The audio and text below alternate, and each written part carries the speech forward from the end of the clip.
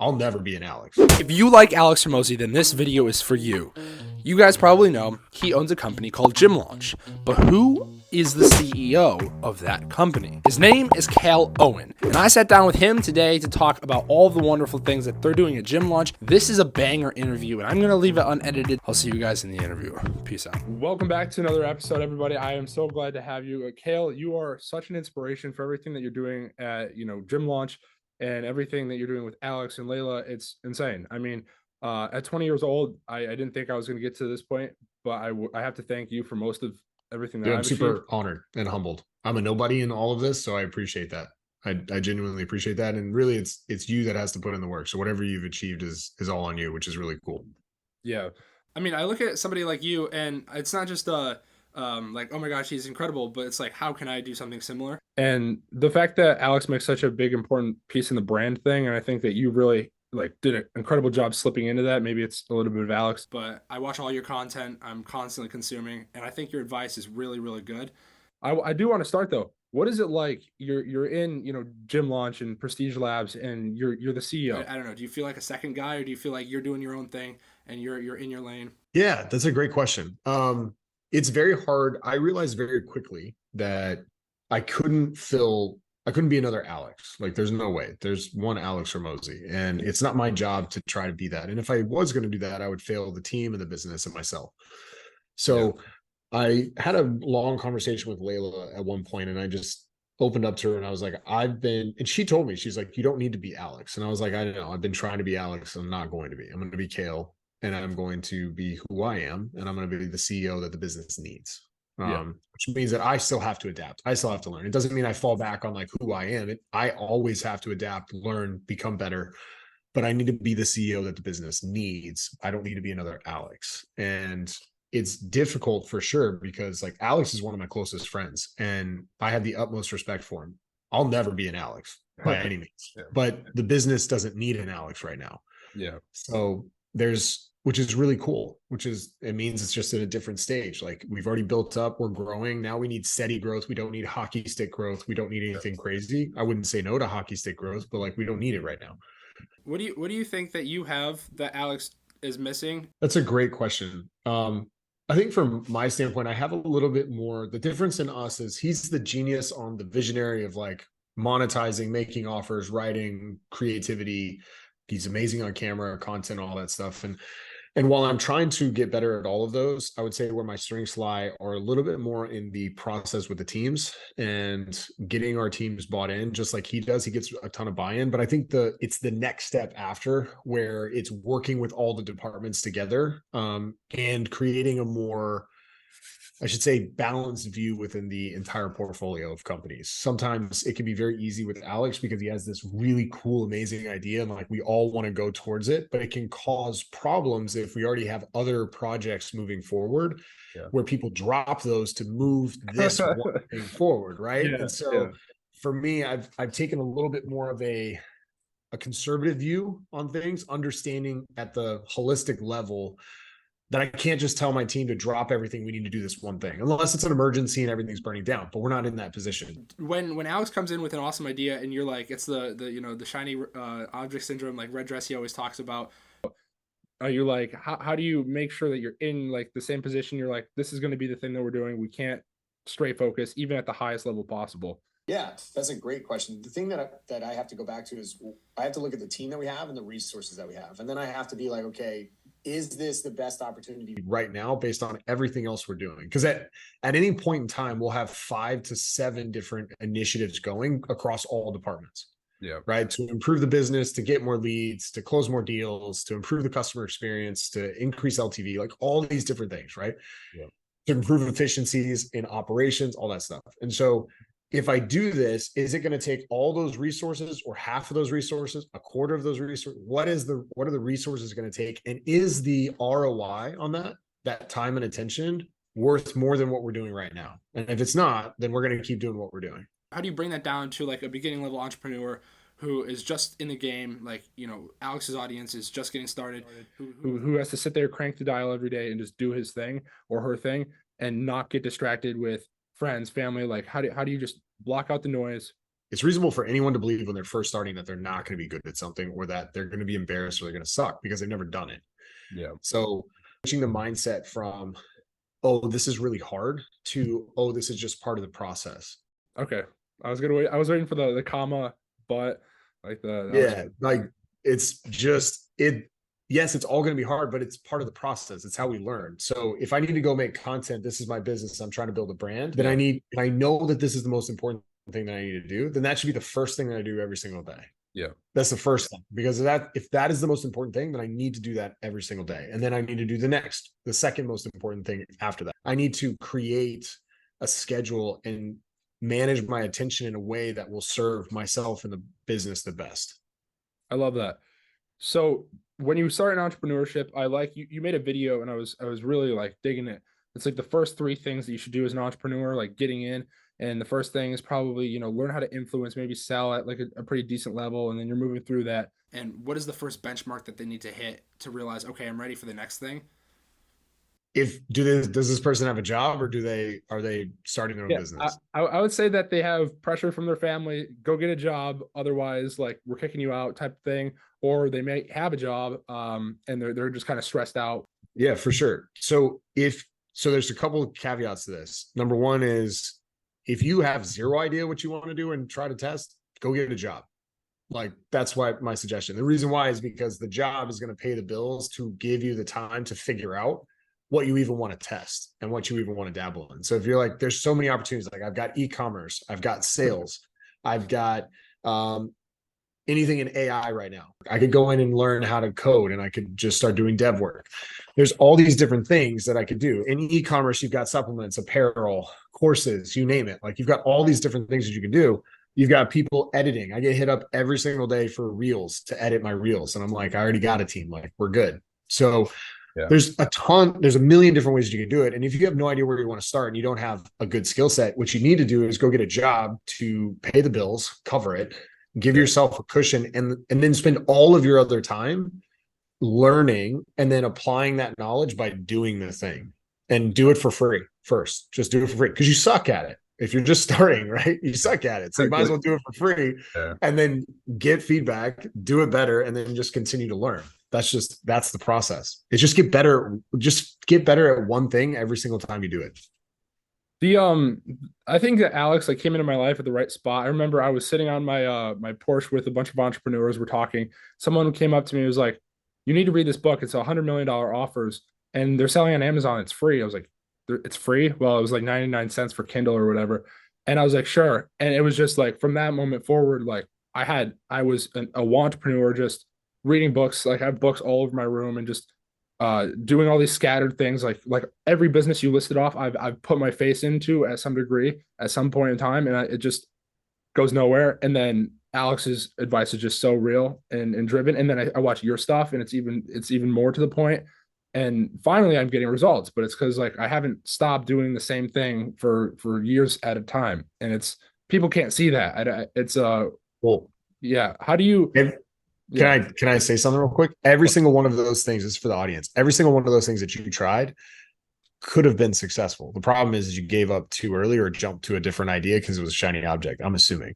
No, for sure. Because if you had the skill set right now that you have, and you then dumped it back into that opportunity, I bet that it would be successful. Yeah. We started when I was 17, we started a cryptocurrency. In 3 days, the market cap of the currency was $5 million. And we literally had no idea what to do. We were having investors pour money into it. And one of the founders just grabbed all the money and just ran with it. And we just were like, okay, well, I guess we lose now. So we give up, and then we shut it down. And we could have buckled down and kept going. But yeah, I agree with you. There was not enough time, attention, and we just saw the next thing and was like, okay, this is probably better option. So a lot of people that I talk to in my community are always like, well, what's the best thing to get into? What makes the most money? And what you just said is, anything works, anything makes money. It's the thing that you choose. Go into that a little more. Dude, there's a company that sold, there's a guy he was a COO or CEO of 1-800-GOT-JUNK, right? Yeah. And it's a massive company. And like, he's worth, I think, 1 or 2, maybe $3 billion. Yeah. And he helped build a business that got junk out of people's yards. Talk about boring and terrible. there's lots of boring businesses that make a ton of money. The thing that we need to switch is the mindset of like, what, it's not the vehicle or Yeah. the opportunity that's going to make me money. It's what are the skill sets that are going to make me money? Yeah. That's the switch. What, instead of the opportunity, what's the skills that I need to make money? And the skills that I need to make money in anything are going to be, I need to be able to influence people, because if you want to make the most amount of money, you need to be the person that can then lead the people, because that person is, that skill set is really, really rare. And if you have that, you are now immediately, your value in the marketplace increases. So can I lead people? Meaning I need to be able to influence. I need to be able to make money. I need to be able to make offers. I need to know marketing. I need to know how to sell. I need to know how to talk to people. I need to understand body language. I need to understand, I need to have good, like high EQ. Like all these things are things that are transferable into any type of business that can learn. You need to understand how to read. You need to understand data. So financial data. Do you need to understand how to read a balance sheet, an income statement, cash flow statements? Like you need to understand all of these things that goes into it. Understand the difference between EBITDA and net profit. Like you need to understand like all these small things that I think a lot of people just overlook because they're like, let me just make money. And then let me just go to the thing that's going to make me the most amount of money, when it's like, you may just hate that, number one. Yeah. Number two, you may not, that might not be the best vehicle for you. And if we just switch that from what's going to make me the most money to what skill is going to give me, is going to serve me best long term, then just do that, because then it's unreasonable that you're not going to be successful in whatever you want. It's dead accurate. When I took a semester and started going, I've been to 2 colleges and I've tried to do the college thing with business. The best thing that I've learned from it was accounting. Like I took 2 accounting classes and was diving into that. And at the time I'm like, well, this sucks. But what I learned, like you said, I can read financial statements, income, P&L statements. I can read cash flow statements. I can do debits and credits, which is such a simple thing. Like I can open up QuickBooks and understand what I'm doing. And that skill would not exist if I never went to school and did it. I'm not even, I don't recommend most people go to school if they're wanting to be entrepreneurs, but it is true. Like there are skills that we should be focusing on, and people are like, well, I'm just going to choose, AI because it's going to make me millions. And there's like the whole like hustler culture. So, okay, talk to me about your transition from what you were doing before into meeting Alex and becoming a part of this. Was this kind of like, did you know that this thing was going to be massive at that time? And when you like, talk to me about all that.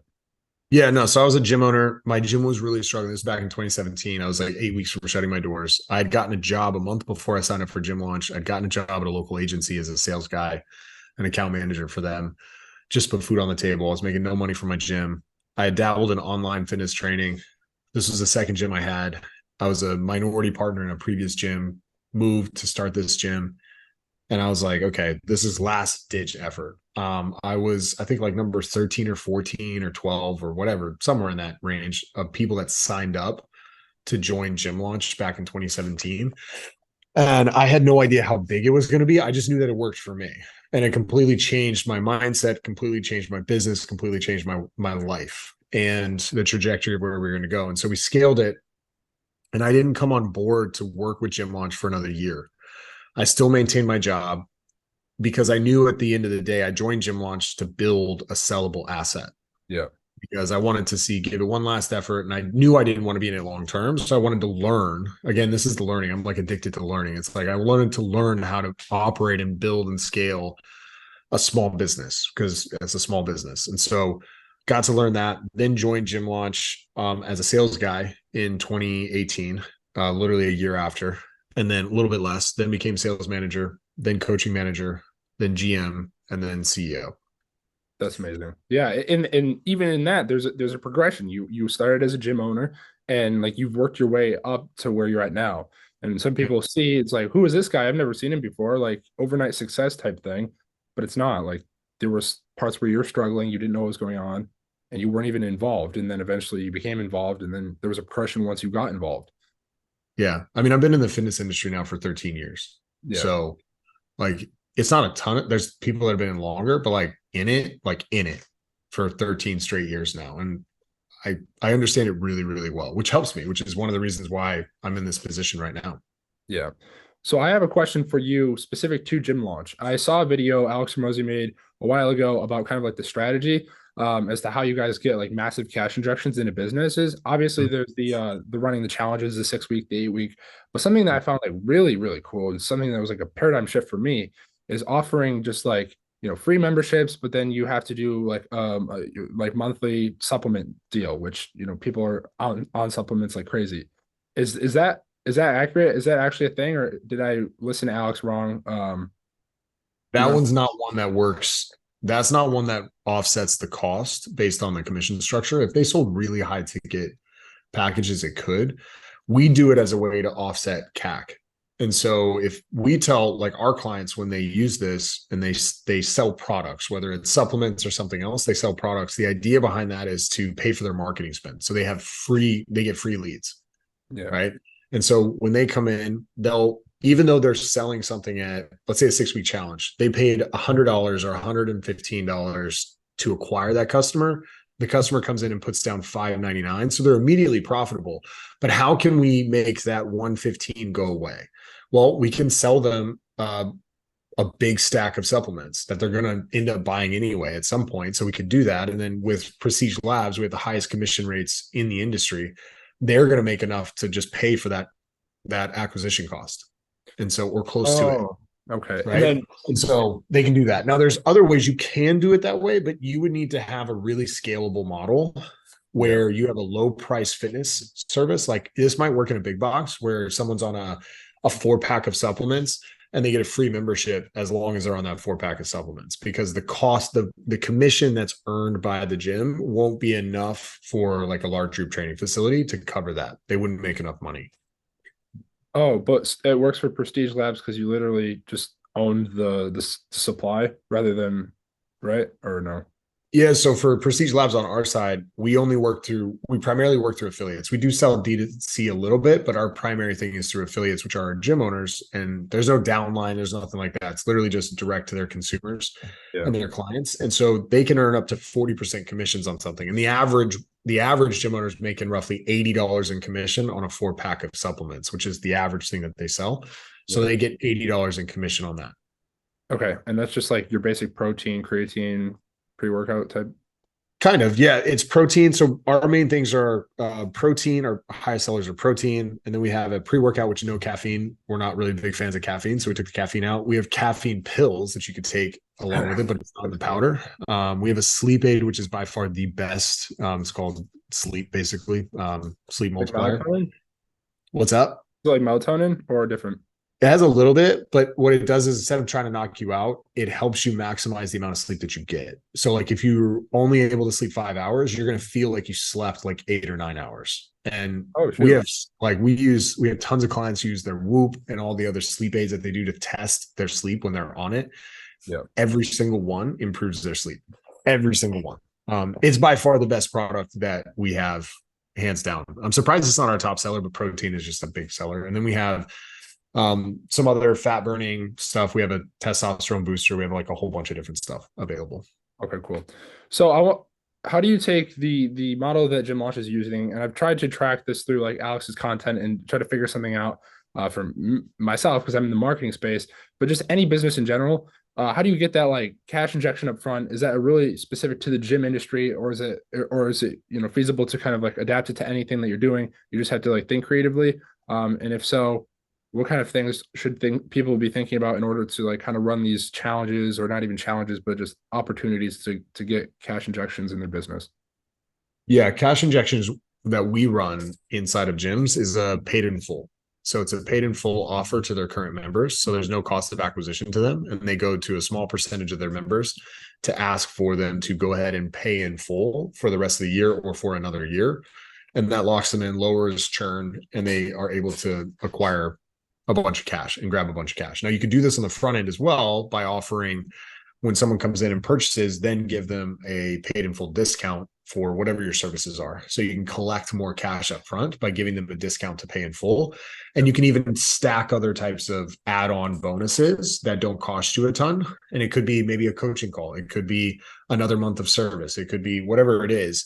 And to get them to pay in full if you need cash right away. Okay. But the thing that you do at Gym Launch, trying to help run these challenges, that's not a cash injection. That's just running challenges. No, that's our normal marketing. That's our normal marketing is what we do. They just collect a ton of cash because they're signing people up for $5.99 and they only paid $115, $125 to acquire them.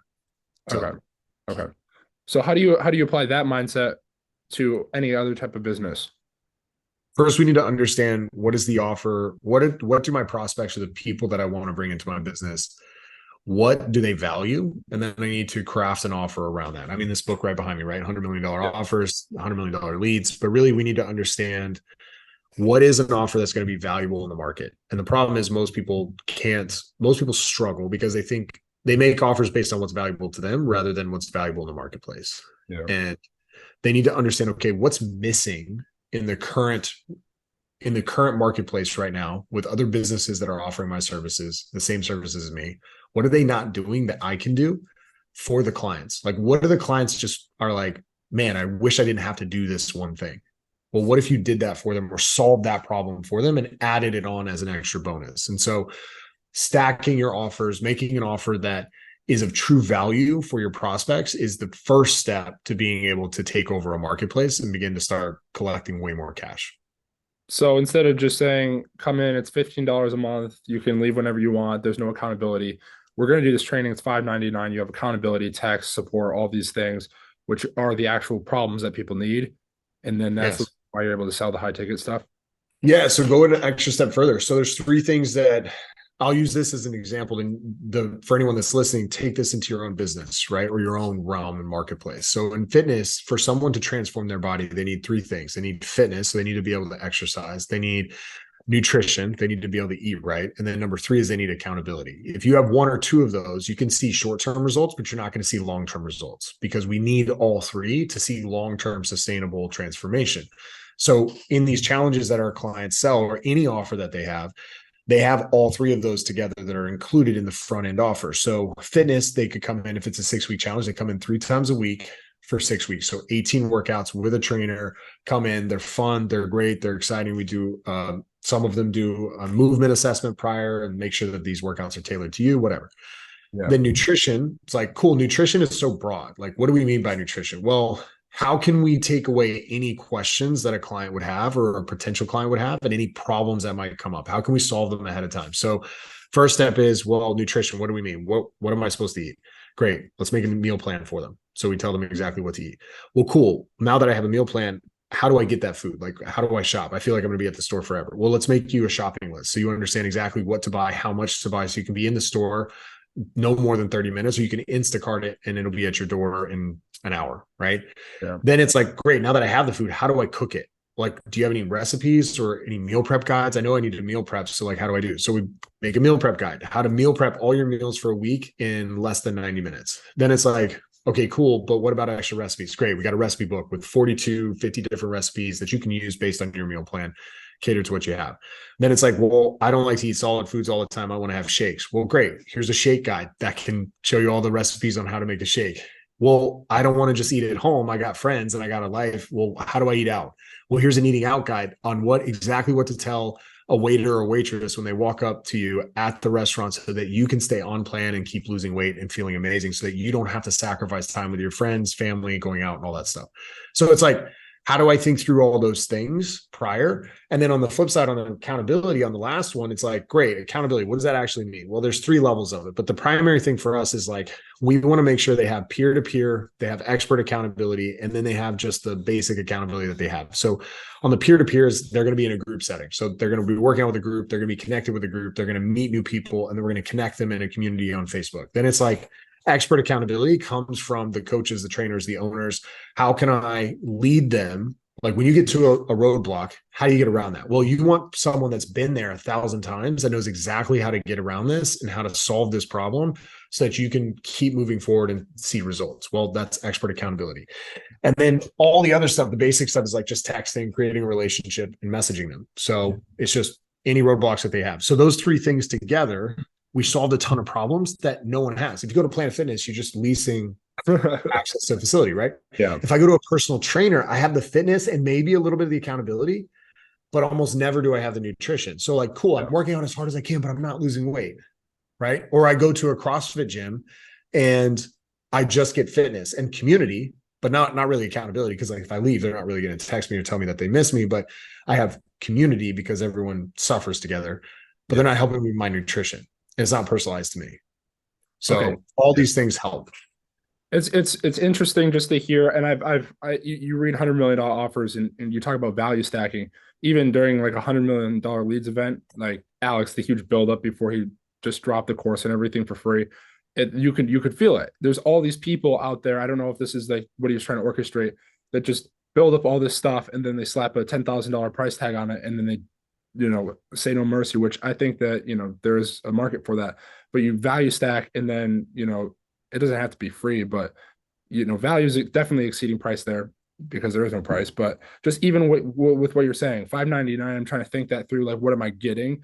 And then you're just listing it out for me. And then immediately, even with one or two of those things, it becomes a no-brainer. Okay, I'm in. And so there's no question why Gym Launch is crushing it. So I don't want to take up any more of your time. I know we got 3 minutes left.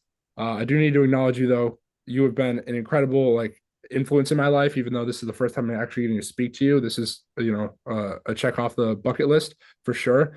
But I'm just I keep, watching your stuff and appreciating you from afar, and just know that you're impacting my life and a lot of other people's lives, even if you've never met them or talked to them. And it's a huge thing. That's the beauty of the internet. So thank you for taking the time, man. Alex, I really appreciate it, man. I'm really glad that you reached out and wanted to do this. And for anyone that's listening, if you do follow my stuff, or anyone really, if you just let them know, just shoot them a message and just be like, hey, just shoot them a message. That means the world to me. Because I'm out here making content and just trying to share what I learned, because I also did the same thing that Alex, that you did. I got to sit next to Alex Hormozi and learn from him. And so I'm trying to repay that. And so if anyone that's listening to this and they do follow me, or you follow someone else, shoot them a message. Tell them you really appreciate them. And it means a ton. And where can we find you, Cale? At Cale Owen, pretty much across all social platforms. So CaleOwen. You can find me on Instagram, YouTube, TikTok, Facebook, LinkedIn, anywhere, Twitter. So absolutely all across. All right. I appreciate you, brother. Thank you very much. Alex, thanks, man. And just like that, ladies and gentlemen, Cale has crushed it. Anyway, I'll see you guys in the next episode. Peace out.